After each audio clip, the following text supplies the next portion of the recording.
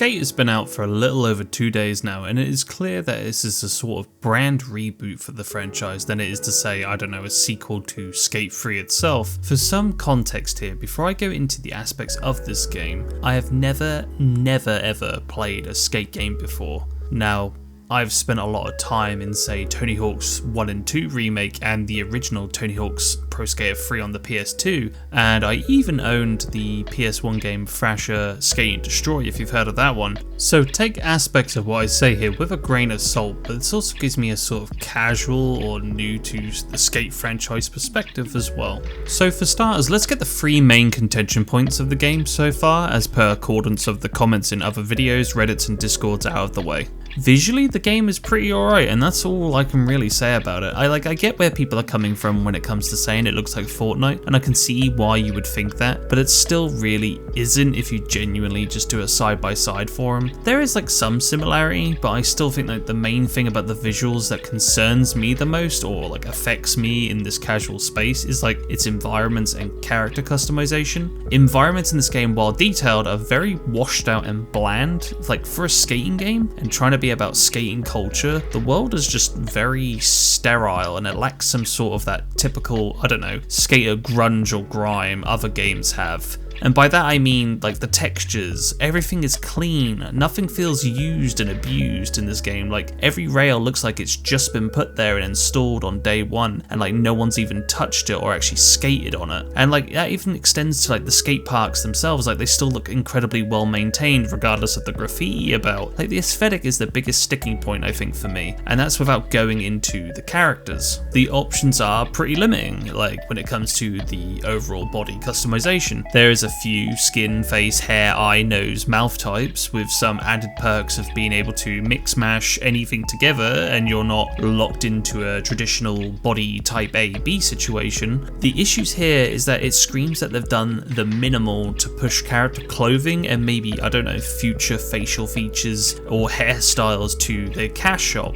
For now it's only the clothing, emotes, sprays and board customization, and they are prominent, but it just feels like there's a matter of time before they creep these aspects into the cash shop. This leads us nicely into Skate's controversial microtransactions, which this game has plenty. You can either visit the local stores plotted around on the map or just open the store page on the options menu and have a look through the multitude, and I mean multitude, of things you can spend earnable in-game currency or premium currency. In-game currency is rewarded by doing daily challenges or main missions the game presents, but premium is, you guessed it, swiping a good old credit or debit card, and the pricing here is very high.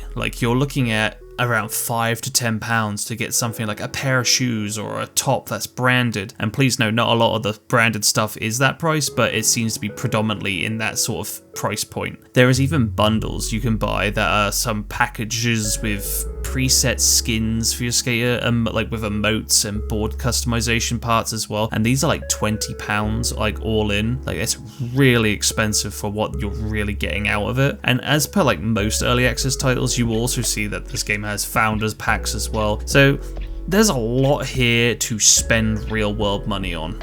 And now I get it. It's early access, and that's the way I view it. They gotta make money somehow to make content, support the devs, support the game, support the servers. However, the pricing model here is just way too high for what is actually really on offer here. Even though the game is only locking cosmetics away from you for now, I feel like it's the idea of the FOMO, or the fear of missing out and seeing everyone running around you. Yes, this is an always online game as well, with multiple people running around, and I'll get to that in a minute. It will just incentivize people, or it's encouraging people to spend. Personally, I don't see anything here that would tickle my fancy, because I'm not that big into skating culture. I just dabble. But for people that live and breathe it, or have select branded gear that they like and it comes up into the cash shop, they may be more inclined to spend or splash the cash. So outside of spending real world money, you can still get in-game currency by just playing the game. in the sense of doing daily activities or building your reputation in areas of the map, which allows you to spend this said currency on boxes, which these boxes contain clothing, board customization parts, emotes, sprays, you name it. The problem with these boxes is that it's random to my knowledge, or what the game is providing to me to understand, and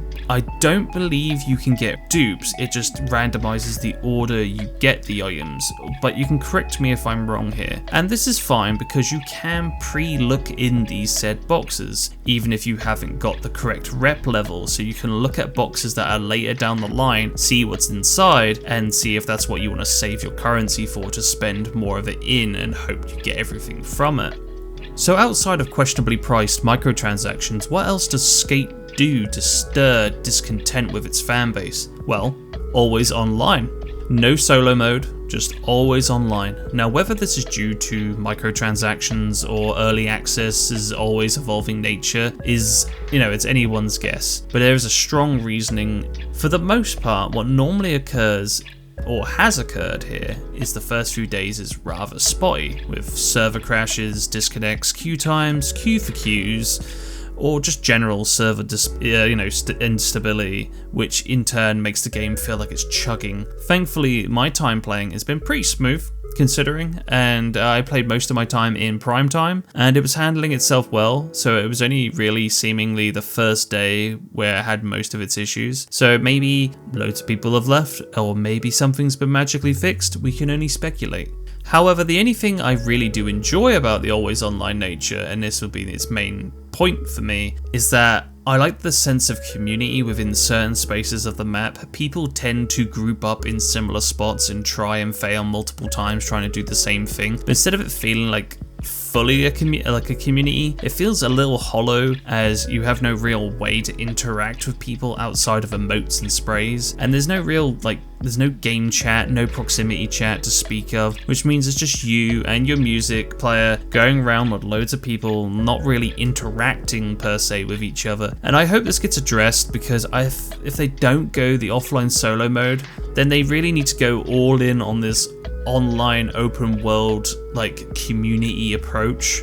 But let me reiterate, I do not agree with this game not having an offline mode. The game, just from the small amount of research, should really have a more fleshed out solo single player option with the option to engage in the always online world. I believe a game like this will need it for its own survival, because usually with games like this, once it's not profitable, they'll pull the plug, and I don't really want that to happen to these people who have invested their time and money into said product.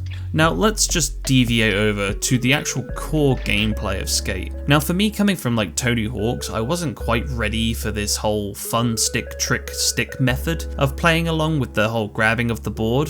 It's taken me more times than I care to admit to just adjust my brain to not just mash button combos to do tricks like in other skating games, and to use thumbsticks and trigger buttons instead. The game, I wouldn't say is super realistic, but it's more realistic than say Tony Hawk when it comes to even simple things like grinding a rail. Like in Skate, you feel like positioning, angle, and even the velocity come into play here, whereas compared to say Tony Hawk's more arcade style of play, you feel like your board magically magnetizes to the rail.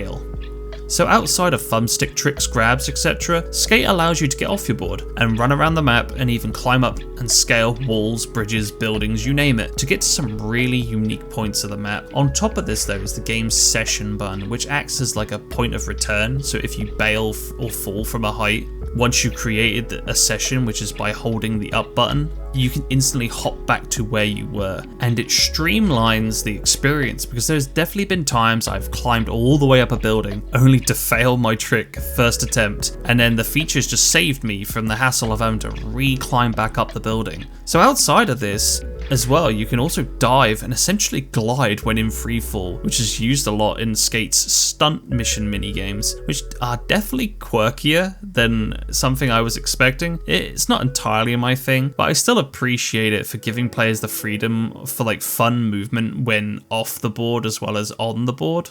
Outside of core on and off board gameplay, the game also has a music player for you to cycle through with a wide variety of tracks, and while the songs are okay, I guess, I can see why older skater fans or even modern ones will wince a little bit at the selection or even baffled at some of the song choices. Maybe it's licensing, maybe it's something else, but the soundtrack really lacks the punch of like something like early Tony Hawk games or even the remakes came with, but even then the remakes were suffering from licensing issues, so it's a little lacking there. Another feature put about via tutorial is the video editor. The game constantly is recording you, and with one click of the button you can look at the last section of what you just did, and you can change and alter the camera while trimming said footage to create hopefully a clip worthy of being put online or shared to your friends. It's something I won't really engage with per se, but I can see for a game striving to garner or emulate a skating community that the idea of clip sharing your good stuff, like your really awesome tricks, is a really big thing for the long haul of this game.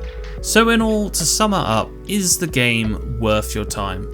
For me personally, as I'm not that big into the skating world as a whole, for a free title I would say anything is worth a shot, and I feel the game has the potential to go far if feedback is handled correctly. Now, judging from their roadmap they've released, I would say they are definitely looking or going to be improving a few aspects or sticking points that the community's already brought about or the game is presenting to me as a casual player. Ultimately, it is down to how they implement said feedback and how the public reception of said features or additions are, taken aboard. While there is certainly some cringy dialogue and a clean, sterile look to the world, which can put some people off, the game at its core is solid and hopefully can only get better down the line. The file size is small as well, so there really is little to lose out on for just even playing the game for 30 minutes to see if it really clicks with you. But anyways, that's my thoughts on Skate and this early access release. I would like to thank you all for watching this video, and if you liked what you watched, consider liking the video, subscribing, or if you're my folks on other platforms, hit that follow button, and I will catch you all in the next video. Good night everyone.